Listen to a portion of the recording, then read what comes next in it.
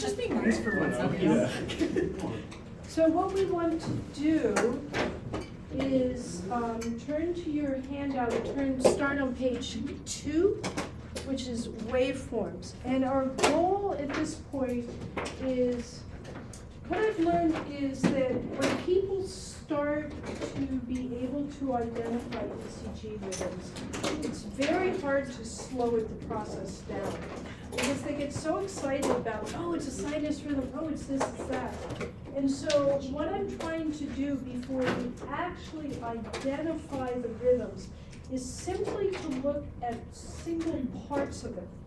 So lots of what we're going to look at here, you'll have no idea what we're actually looking at, but I'm going to want you to look at some very specific parts.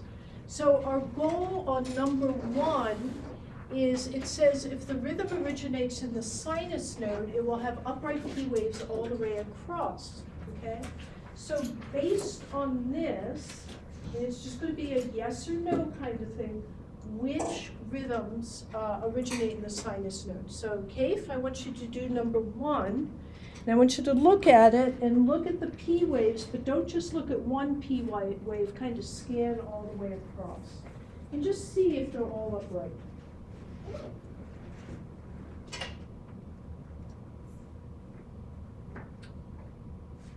They are all upright, so they originate in this sinus. Yeah.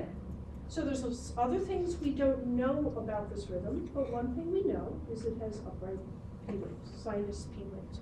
Ryan, can you do number 2, please? Yeah, every QRS has a positive Yeah. P wave, so it's a sinus. Yeah, so it's a sinus. Now, there's some distinct differences between this and that, but we don't care about that right now. So Abigail, number 3, let me see. You know it's going to get harder, right? Yeah, I know. Okay, again. It doesn't look like it, but I'm wondering what the elevation there is. Well, really the question is, okay, I'll tell you, this is the QRS. Do you see P waves? No. No, that's the answer. Okay, we don't know what it Wait, is so yet. you don't have to know anything else. You don't I have just- to know there's- anything else. There's no In a P few wave. weeks, you will be able to look at it with great, fortitude and say what it is. But for now, we don't know anything else, but we know it's not a sinus rhythm because there's no sinus P waves. Should we write this down on paper? I would if I were you. I mean, there's no answers any other place, put it that way. And you don't have to hand them back in, by the way. This is just for you. Okay, Haley, what about number 4, another oddball? Do you see positive P waves there? No. So you may not know what you're looking at, so let me help you out. There are, in fact, P waves, but they're not upright. So they're upside down, and the term that we're going to use for that is either inverted or flipped. So these are inverted P waves, and at this point in our learning, we don't know what that means, but if nothing else, we know, oh, well, it's not a sinus rhythm because we don't see sinus P waves. Cami, what about number 5?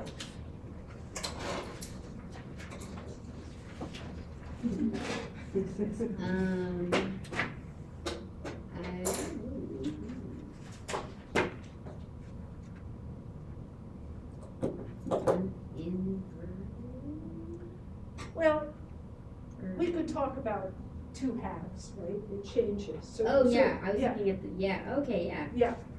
Um, So what do you see first, and then what do you oh, see yeah, second? so first it's upright, Uh-huh. but then kind of like just right before that middle triangle arrow thing. Yeah. It's inverted. Perfect. Okay. And again, we don't know quite what's happening here. It's possible that these are sinus P waves, but the entire thing? No, something odd is happening there. Okay. Okay, so Afaf, what about number 6? What do you think? Upright P's all the way across? That's what I see. That's what I see. Feels too easy. Yeah. Oh, don't worry, you're gonna have a lot of chances at hard ones. So, yes. And now there is something interesting on this one. All I asked about was the P wave, but I can't resist pointing something out. What's this? You. U wave. We don't care about UAs. But we do know that we don't have to worry about it. Okay, number 7, Nicole, you got the best one. No, there's no. Yeah, again, we don't know what it is. I think we probably all know enough to be happy that's not our particular cardiac rhythm, but there are, in fact, no P waves at all, okay? Eli, what about number 8? What do you see? I see positive P waves throughout. Exactly.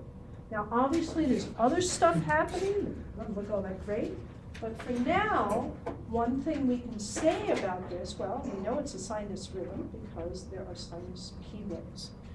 Okay, so Harrison, we now have another little job here, and what we're going to do is we're going to look at these strips and we're going to say, is there one P wave for every QRS, in front of every QRS? Is there one QRS behind every P wave? Which is a slightly awkward way of saying what we're looking for is a nice uninterrupted pattern of P, QRS, P, QRS, P, QRS. So if you see that, the answer is yes. If you don't see that, the answer is no. It looks pretty consistent. Yeah, so with all that lead up, that one is PQRS all the way across. Okay, so Haif, I think we're back at you, number 10. Nice pattern of PQRS or something different?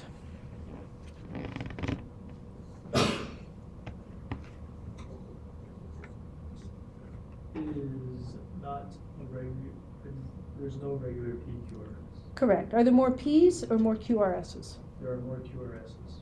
Hmm. Or So if we see here's a QRS, here's a QRS, here's a QRS, there's 4. The P's that we're going to point out right now are 1, 2, 3, 4, 5, at least 6, okay? So for whatever reason, we don't know what this is, and we won't until about Thanksgiving, but there are extra P waves, okay? Ryan, number 11, please. It's not regular. Okay. Missing QRSs. Yeah, extra P waves, okay? And then Nicole, number 12, please.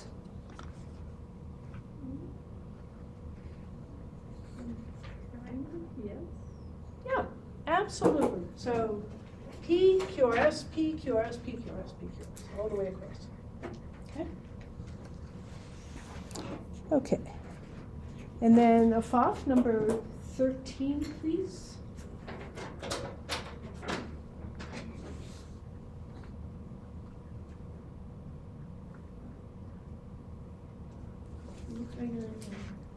Almost. Absolutely correct. Absolutely correct. But there's a goofy thing right here, an oddball happening, okay? So for the most part, you are right, the underlying rhythm is PQRS, but we have to at least notice that, well, it's a P, but it's not a sinus P. What is it? Inverted. Yeah, and again, we don't know what that is yet. We'll know in a few weeks, but it doesn't quite fit our pattern.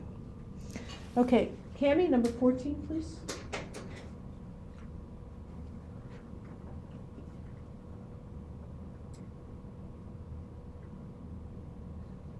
Not regular, Correct. And are there more P's or more QRSs? more P's. Yeah, there's a couple extra ones there. Okay, yes. So these are classified as irregular heartbeats? Yes, that would come off as an irregular heartbeat. That's correct. Okay, and Hallie, number 15, what do you see? Was that a yes? Yes. Yeah, Yeah. okay. Okay, so now we're going to do something different, and you're going to need to pick up your calipers, and here's what you do.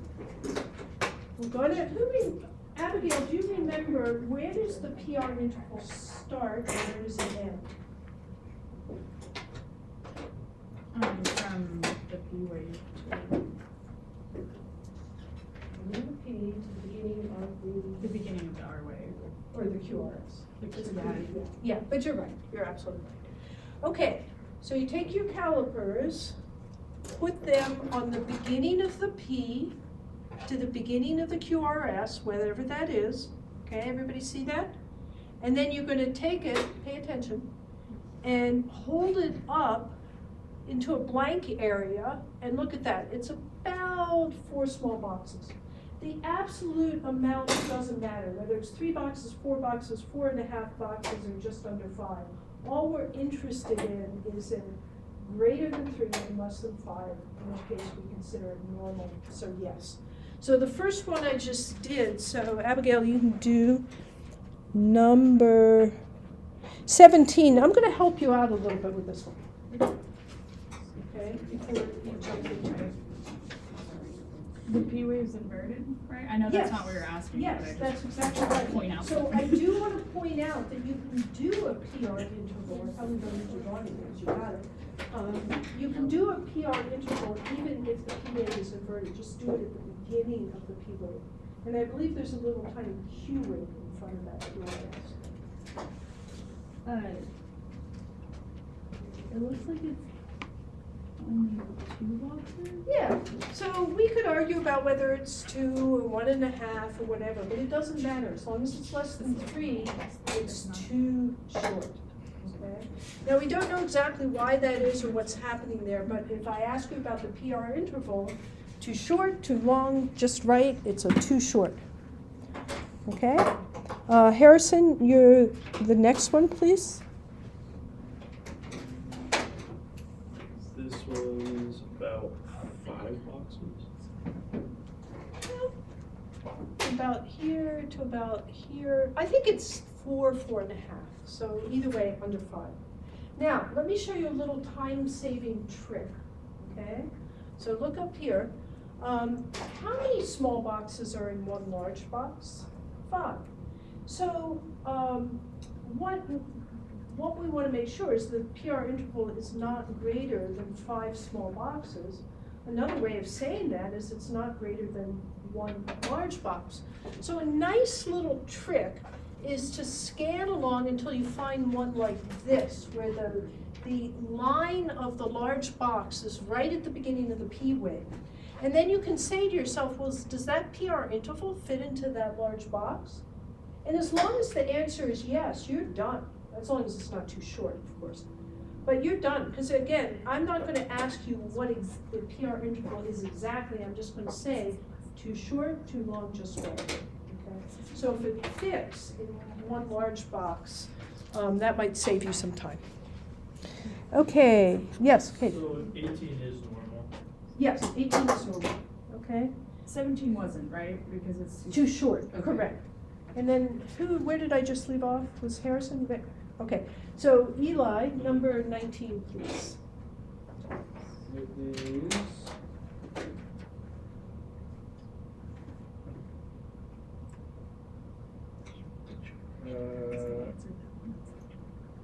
Not normal? What do you think it is? Too short, too long? Yeah, well, no, I'm gonna say normal with Yeah. 3 boxes. Yeah, 3+ boxes, yeah, absolutely. And then 20, Keith, that's you, please.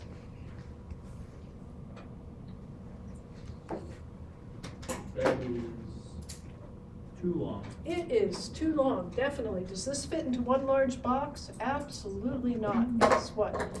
7, 8, about 8 boxes, large boxes. So that one is too long. Again, we don't know why that is yet, but we know there's something funky about that.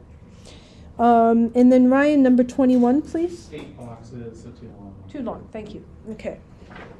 Okay, now, who's next? I think it's you, Nicole, and you get your own marker. What I want you to do, so does everybody remember the J point, or you want a little review on it? Let's read it a little. Okay, so I'll do the first one. The J point is the junction of the QRS and the ST signal. Sometimes it's really easy. I think the ones I've given you here aren't too hard. Sometimes it's hard. So right there is the J point. So Nicole, if you could point with a pointer for number 23 where the J point is. you've got it. I know, it's hard to do it, but that's exactly right.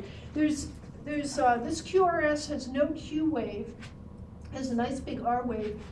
I believe it's sometimes, you probably can see easier on your paper, but I believe there's the tiniest of little S waves, okay?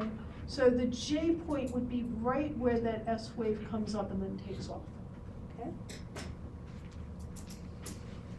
Okay, you can pass the pointer on for number 24.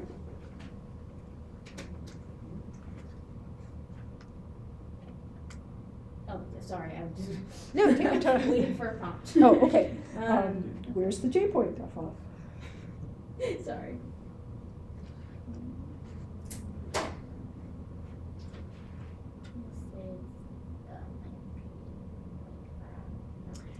There. Yeah, I think we're pointing to the same thing. It's hard Yeah, to use these the bump up pointers. after the S. Yeah, that's correct. There's an R wave and an S wave, and there's very significant ST depression. So the ST segment comes off and it sort of dips down like that. So the J point's right there. Everybody got that? What is ST depression? It depends on the context, okay? It can mean a number of things. It can be part of the combined MI, myocardial infarction, steady pattern, is there can be some depression. It can mean what's called an NSTEMI, a non-ST elevation MI, if there's enough of it. It can be a sign of ischemia, so it can be a bunch of stuff, okay? But if it's depressed, like curved like that, that just means it's not good. Well, you're gonna see this a lot, like, you know, when, it's kind of like learning in ECGs is a lot like learning a language, because it is like learning a language. And when we start off, we use like the easiest. And it seems like when we first start that all ST segments are gonna go flat, but they don't necessarily. They can go up like this, they can go down like that. So the significant part here is not necessarily that it tips down, it's just that the isoelectric line is probably right about here, and the J point's there, so it's about 4 to 5 boxes. The J point's about 4 to 5 boxes below the isoelectric line, and that means 4 to 5 boxes of ST depression. So, and again, they're really good questions, and it's nice to be thinking about that. We'll get into that in more depth winter and spring term. Okay, whoever's next, number 25, please. Okay, so, let's see, so I kinda, I have this one, actually, this one, like Yeah. right there, Yeah, it's that corner right yeah. there. So again, ST depression. Okay, 26. So Hallie, I think you are next.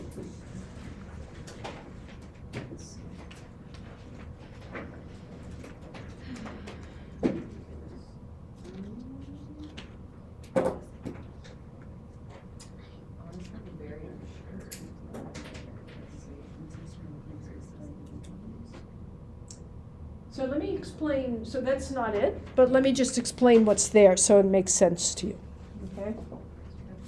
Okay, P wave, we all got that, right? And then the QRS is composed of, as far as I can tell, a little tiny Q wave and then an R wave. And then the J point is actually here. What this is an inverted T wave, a flipped T wave, and then the ST segment goes from about here, I think, the beginning of the T wave. It's a little hard to say because it's so diffuse. I think the beginning of the T wave, you see how there's a little angle change there? So I think the ST segment is here, and the inverted T is here. So Harrison, this is another example where the ST segment does not lie flat like we think it should, okay? So in this particular case, here's the J point, and if I were to ask you, is there ST elevation or not? No, actually there's a depression. There's actually not. If you look at where the J point is, it's a little hard to say where the isoelectric line is, but it's probably right about here, and that's where the J point is, okay? Okay. Very last one, 27, whoever. So it looks like this is Q right here. Uh-huh. R, S, oh god, my hands are shaking. Right there.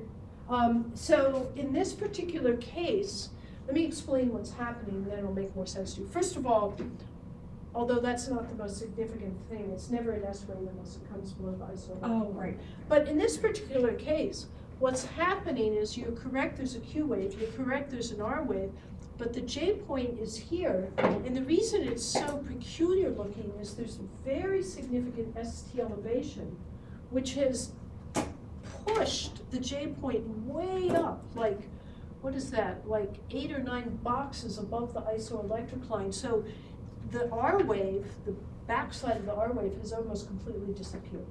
And that's simply because the ST elevation has obscured it. So the J point, again, here's the end of the R wave and the beginning of the ST segment, okay? So when it goes down, right, oh my gosh. There. Yeah. So there, Yeah. Yes. right there, okay? So is this a STEMI? Well, I would do 12 leads as fast as I possibly could do on this patient. It is impossible to say from just one lead whether there's a STEMI. There are 2 reasons for it. One is our definition of a STEMI is 2 or more contiguous, meaning side-by-side leads. But in addition, there's a funny thing about our monitors. Now, this was probably a hospital monitor, so I don't know if it's the case. You can't trust ST elevation and ST depression when you just throw the 3 leads on. There are 2 modes on a monitor. One is the monitoring lead, and the other one, the name slips my mind, but essentially it's like the fine-tuned lead. It's sort of what, when you go into 12 lead mode, diagnostics. Monitoring mode is what it typically is in. You need diagnostic mode to trust the ST elevation. That being said, I would do a 12 leads as quickly as I could, because that, even on diagnostic mode, that's probably legit. Yeah. How do you tell the difference between like an R prime? Oh. So in this one, 27. On which one? So I guess in 27. Oh, so Like, what but you're how would you know if thinking, it's- this is R prime. I guess what I'm saying is, how would you know the difference? So you were thinking, now, so under what you're saying, so let's kind of work it through, because it's a great question. So this would be R, this would be R prime, and then the J point would be sort of like this? Okay. So there is kind of a limit to how wide a QRS can be. So if you see, like, the really absolute widest is usually about 5 small boxes, and that would have to be something like hyperkalemia or some kind of like TCA overdose, where you get these really wide ones. So that's the first answer. The second answer is the shape isn't right, okay? So usually with an RR prime it's a steep down, steep up, okay? So, but a really good question. So if it's larger than 1 big box or 5 little boxes, you know it's probably no longer. Probably no not. longer a QRS. Yeah, but all being said, I'm giving you the best answer I can give right now. The other answer is one that's not useful to you now, which is, it just doesn't look right. So, which is kind of a judgment that you will develop as we go. Like, I'm very certain that within 6 weeks you'll look at this and our prime will be crushing.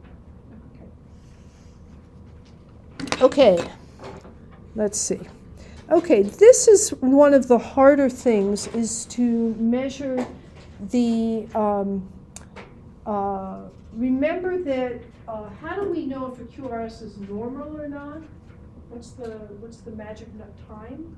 It's Less than 3 boxes. Less than 3 boxes or less than 0.12 seconds, okay? So this is another one where we're gonna pick up our calipers, and first of all, we don't care really about the absolute number for now. All we care about is too wide, narrow, or wide. Is it normal or too wide? So I'm going to help you out by doing one of these here. I believe that there is a little tiny Q wave there, so I'm going to put the end of my calipers here, and then here's the J point, and I'm going to move it over here, and by my calculations, it's about 1.5 to 2 small boxes. Now, trick about these ECG strips, which might explain why you're sitting there going, I think it's wider. Well, I like Huff a lot. That's why I had you buy Huff, okay? But one of the problems with Huff is that they've darkened the lines. And overall, I don't think that's a bad thing because then you can see it. But it also makes the lines abnormally fat, okay? These are not, like when you do an ECG, you're not going to see these big fat lines like that, okay? And when you're trying to measure something as small as 3 small boxes, and you've got a line that is fat as 1 small box, it really can confuse things. When you have one of these ones like this, and you'll pretty quickly recognize them as Huff strips, my advice to you is to go to the inside of the line, not the outside of the line. So if you go from the Q wave to the inside of where the J point is, that's how I'm coming up with about 2 small boxes. If you go to the outside of the line, you're going to add almost another box, and that's not accurate. Okay, this is just with Huff. This is not a problem you're going to have in the field. It's just with Huff. Okay. Okay, so who's next? Who wants to do the next one here? Which I'm not sure where I am. Okay, Kate. Number 29, please. And again, all I'm interested in is normal or too wide.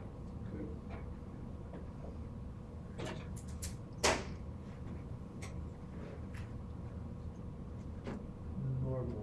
Yeah, yeah. So anybody have trouble with that? I can walk around and show people how, if you can't see it when I'm up here. Did you get Excuse me? 3 boxes?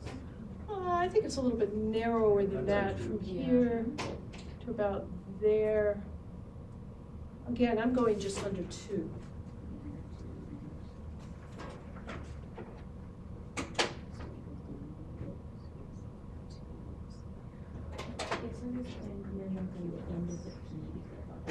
Oh, right, yeah, okay, yeah, so it's kind of like that.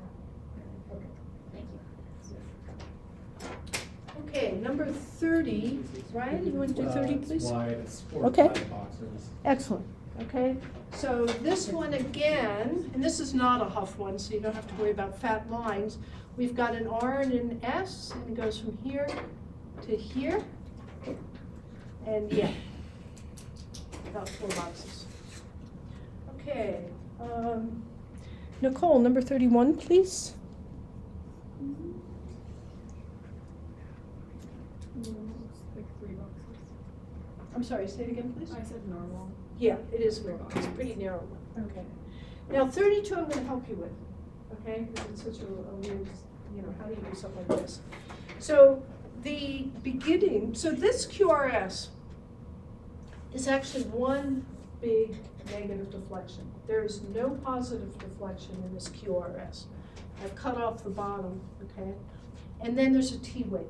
Negative deflection, that's the QRS, followed by a T wave. It's really weird.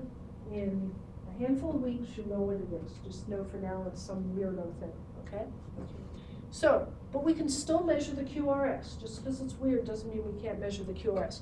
We start at the beginning. That's really easy because there's a nice corner. The J point, to the best of my ability, it's an elevated J point, and I believe it's right here because you see how the curve, how the angle changes right about here. You see that? So, first of all, so there's the J point. Now you do not do this, okay? In case somebody does. What you do is you drop a straight line either with a straight edge or just eyeball it, and you go from here to about there. Oh, and this is really a wide one. You know, this is about the limit of what a set can have. Okay, so about 5 small boxes. Does that make sense? Anybody want me to come around and show them?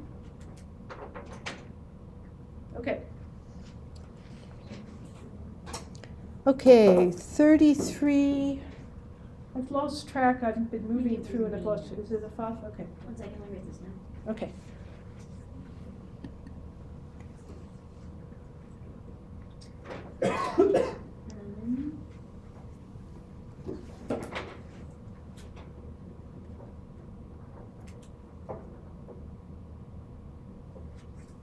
Right now it's looking normal. I'm getting about 3.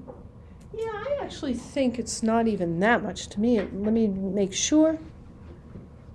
But remember, inside the line, because it's one of those fat ones, to the J point. I can see. Yeah, I guess about 2.5. Okay. So that one's normal, and then 34 can't.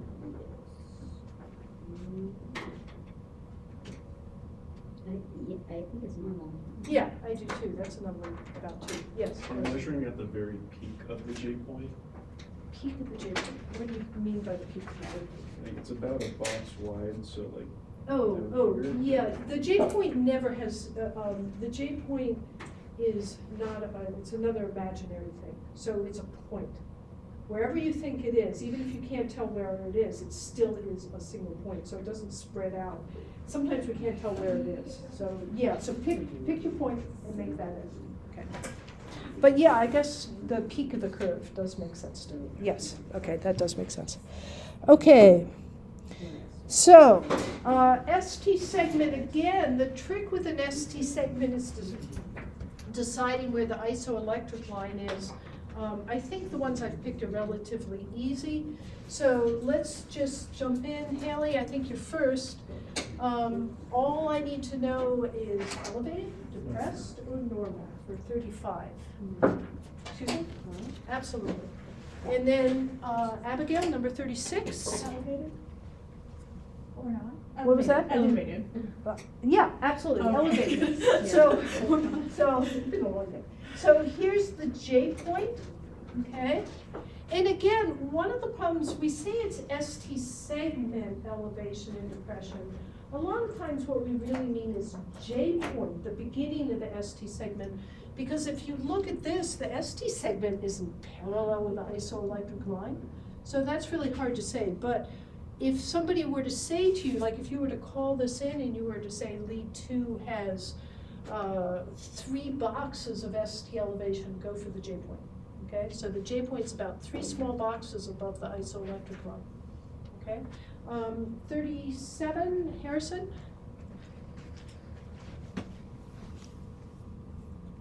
This one would be about 3, 4, 3.5, 4 boxes. Of what? Wide. Oh, STs, we've jumped, we're in a new category. So we're doing ST segments. Are they elevated, depressed, or normal? 437. Yeah. Those look normal. Well, if we look at where the J point is, so first of all, you have to decide where the isoelectric line is. And this one's pretty easy because it's just across like that, okay?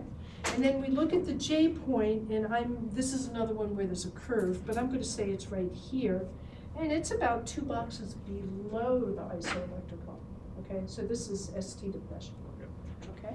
And then Eli. Normal. Okay, and so 38, just right, not elevated, not depressed, and then Kate, number 39. Depressed. Okay, and now we have 3 to finish up, and all we have to say is, are the T waves upright, or are they inverted? So Ryan, what do you think, 42, upright or inverted? Okay, no, so in lead 2, we're calling that a normal T wave. Okay, for our purposes right now, all we care is it upright or inverted. And then Nicole, 43, please. Upright. Okay, so again, normal. And a FOF, upright or inverted, 44? Inverted, yeah, okay. So that's the thing. So for next week, do the reading. I think I'm gonna put a little exercise sort of similar to this that you can either do next week or the following week, just as long as you do it before quiz 1. I'll put it on, I don't think it's on there now. And then next week, I will begin the class time with stuff like this. What does a P wave represent? What does a normal P wave look like? And so forth and so on. So just make sure all those waveform intervals and et cetera that you know, because next week we're going to put it together and you'll have a significantly easier time if you've memorized that stuff.